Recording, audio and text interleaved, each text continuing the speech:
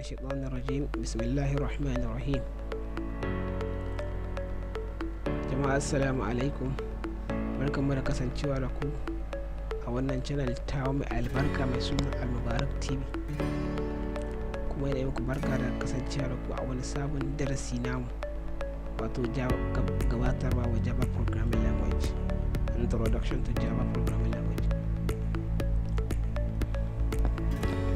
Yan uwa, kafin mu ci gaba zan so ku yi subscribe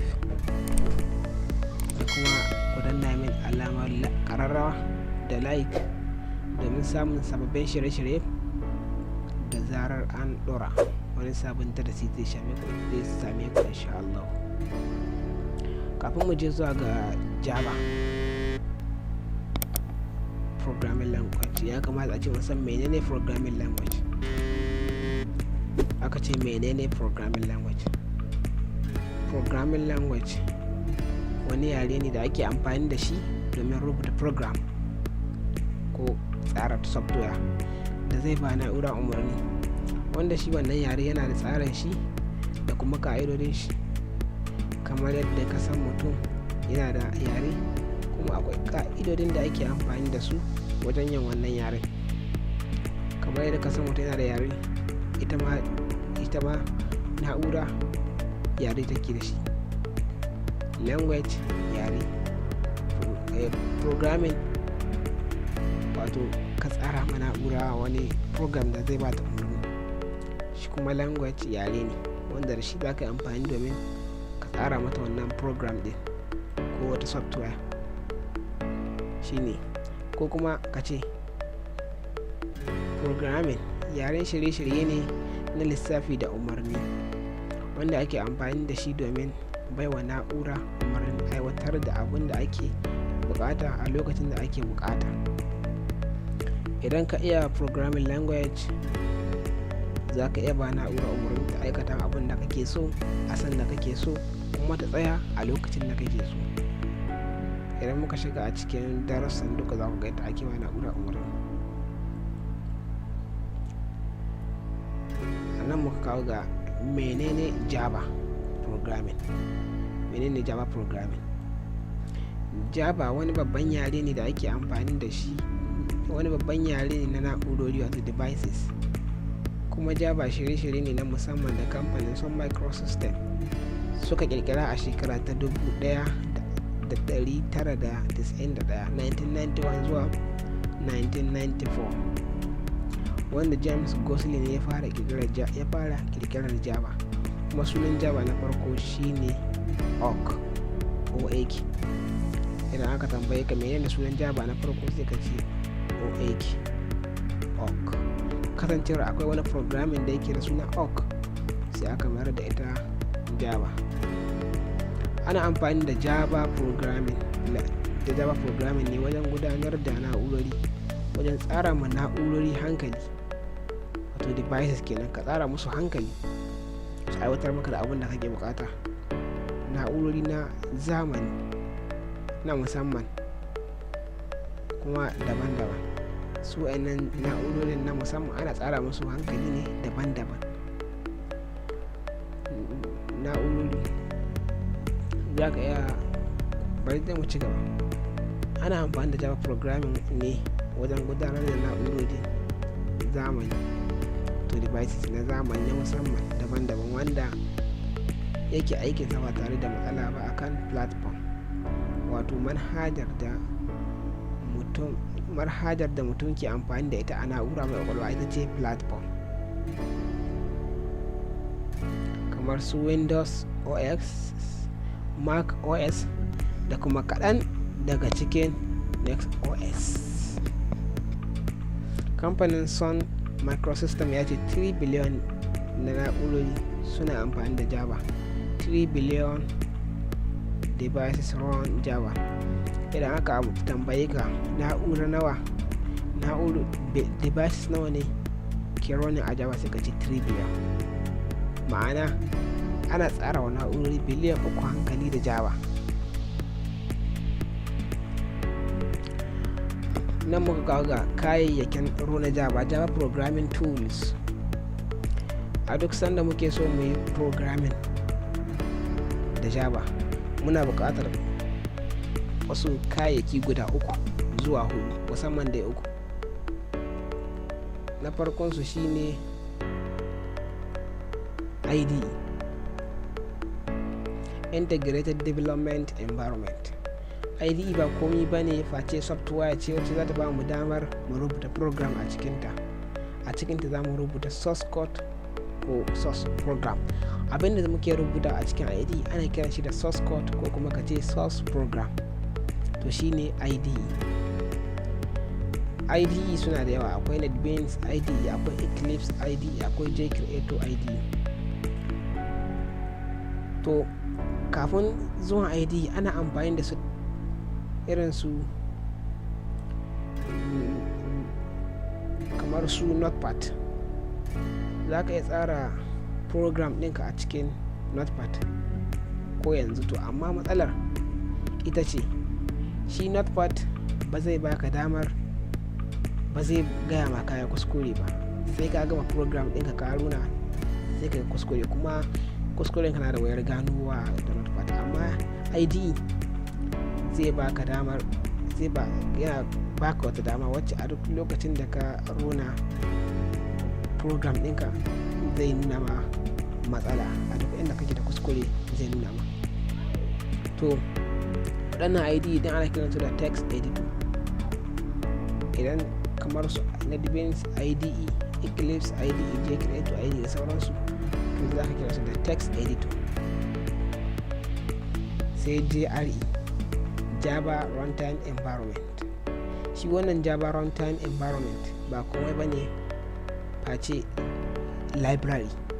Shi library ne wanda yake dauke da tools, wasu kayayyaki da muke bukata a duk sanda zamu rona Java.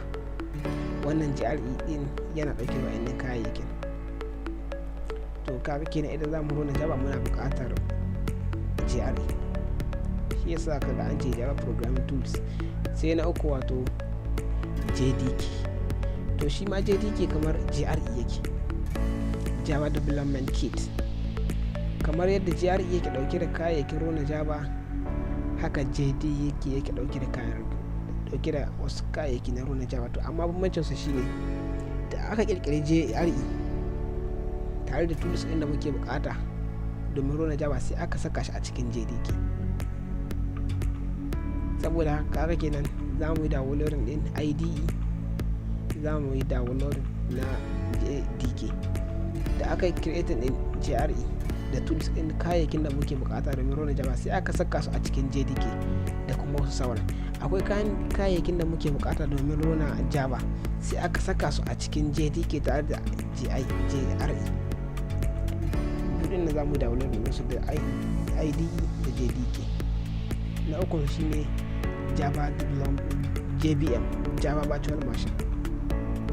Wato mun gaya muku cewa abinda za mu rubuta a cikin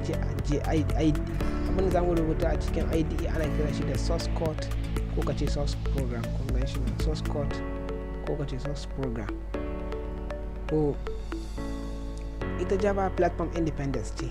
Wannan JVM shi ya saka ta zama platform independence, ma'ana za ka iya creating din software ta yi amfani a operating system, kowane operating system, kowane OS za ta iya amfani da shi saboda tana da JVM, Java Virtual Machine. Wato idan muka rubuta source code din mu a cikin IDE, computer ba ta fahimtar me muke rubutawa. Compiler take translating din abin da muke rubutawa, tana ga mu computer sai ta translating din shi da musamman compiler sai ta translating din shi ta bayar mana da abin da muke rubutawa.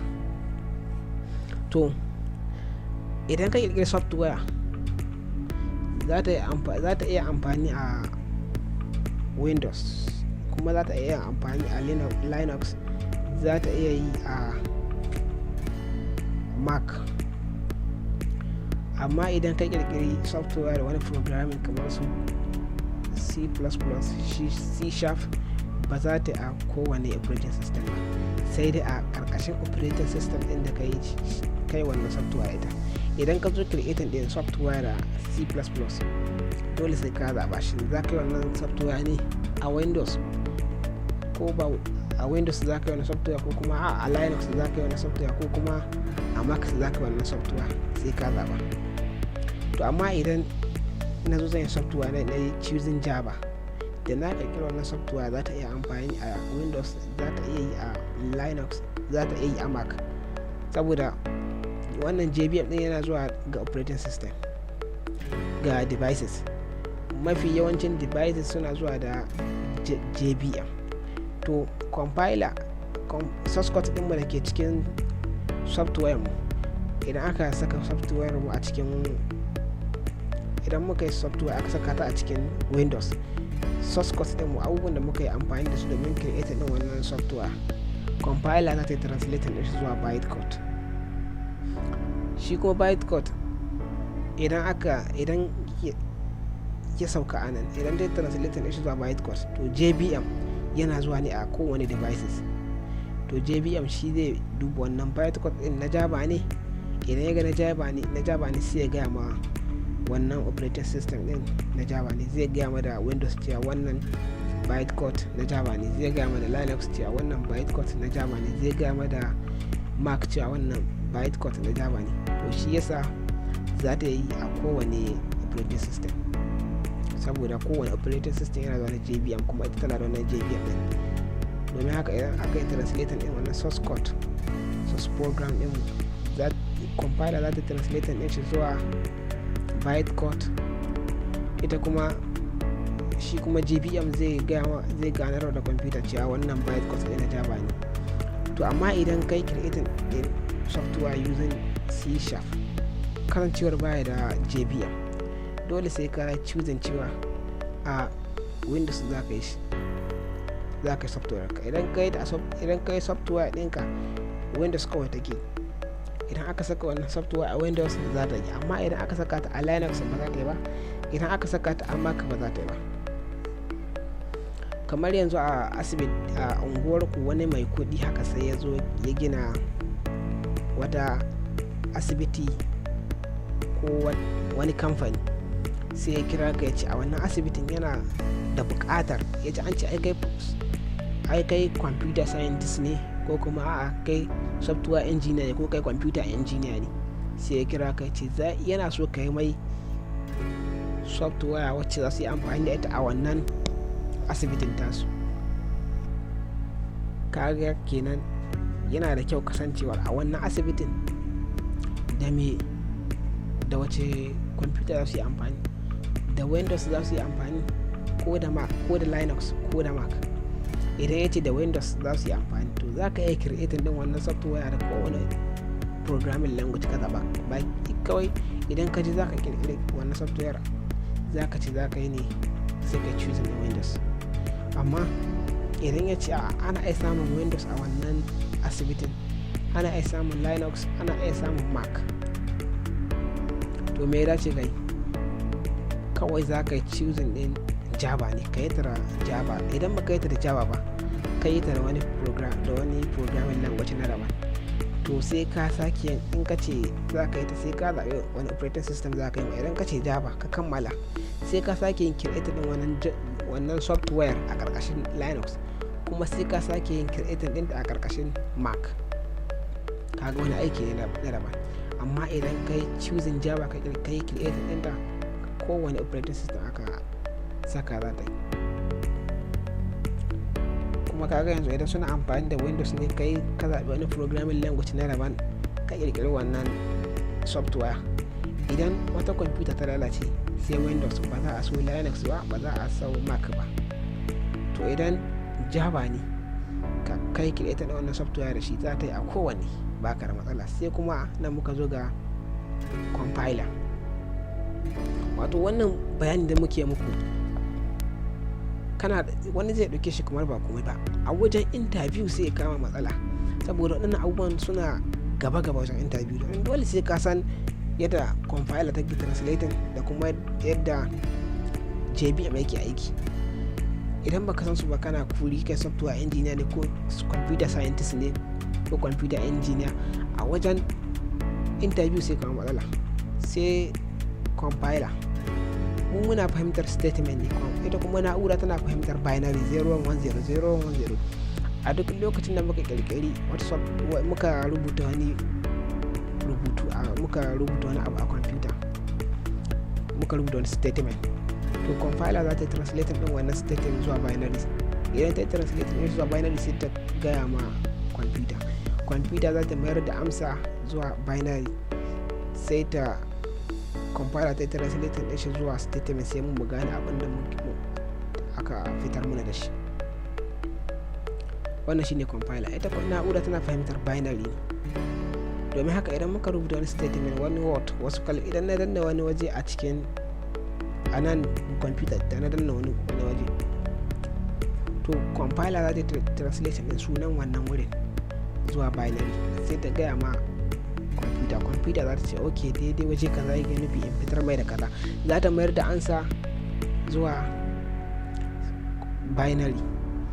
Ba za mu fahimci binary ba, sai ita kuma compiler ta translating din wannan binary zuwa statement din da muke fahimta.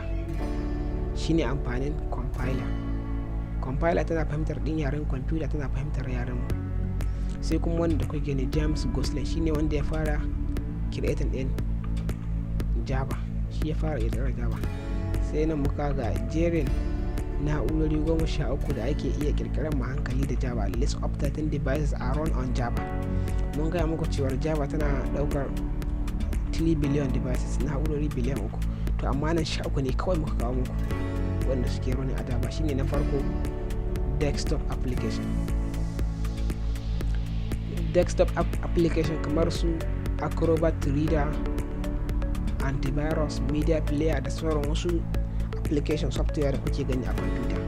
Sai web application, ma'ana software wacce za a iya creating ta amfani a yanar gizo, web, shine irin su YouTube, Twitter, Instagram, Facebook da sauran. Sai enterprise application kamar makarar da muka yi ta kai creating din software a asibiti, software wacce za a yi creating a asibiti ko a banki, irin su accounting application ko wani kasuwanci da daban, shine enterprise application. Sai kuma mobile application, wato ita kanta wayar Android waya nake so in ci ba Android ba, mobile waya, ana creating din program da zai ba waya hankali. Idan ka nan ta nuna maka kaza, idan ka nan ta nuna maka kaza, ana amfani da Java.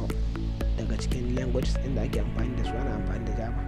Sai ATM, automatic teller machine, idan ka iya Java za ka iya creating din software wacce za ta yi amfani a ATM. Idan an danna kaza ka tsara mata komai, ka ce idan aka danna lamba kaza da lamba kaza ana nufin naira kaza ke fitar mai da kaza. Sai smart card, shi ma ana creating din sa da Java. Sai games, idan ka iya Java za ka yi creating din game da sauran. Sai airplane system, shi ma software wacce za ta yi amfani a jirgin sama. Sai robots, ka ba robot hankali, idan aka yi kaza shi kaza. Sai POS, point of sale, za ka iya creating din software wacce za ta yi amfani a POS. Sai computer, wato ita kanta computer tana ɗaya daga cikin Java, na ɗaya daga cikin programming languages da ake iya amfani da su a tsara ma computer hankali. Sai BlackBerry smartphones, a cikin wayoyin kuma ita kanta BlackBerry ana amfani da Java ne domin tsara mata hankali. Sai printer, kamar yadda ku gani printer tana yin printing din abu ko photocopy din shi, ana amfani da Java ne domin a tsara mata hankali ta wannan printing din. Wannan shine gabatarwa wa Java programming language. Anan za mu dakata, da fatan kuna jin daɗin wannan darasi namu. Mai tambaya zai iya mana comment, sai mu mayar mai da amsa. Kuma da Allah zan so ku yi subscribe, don na mun alamar kararrawa da kuma like, domin samun sababbin shirye-shirye da zarar an dora. Kada ku manta, like yana ƙara mana ƙarfin gwiwa domin ku samu darasi mai kyau, mai zurfin bayan yadda za ku fahimce shi. Wassalamu alaikum wa rahmatullah, a huta lafiya.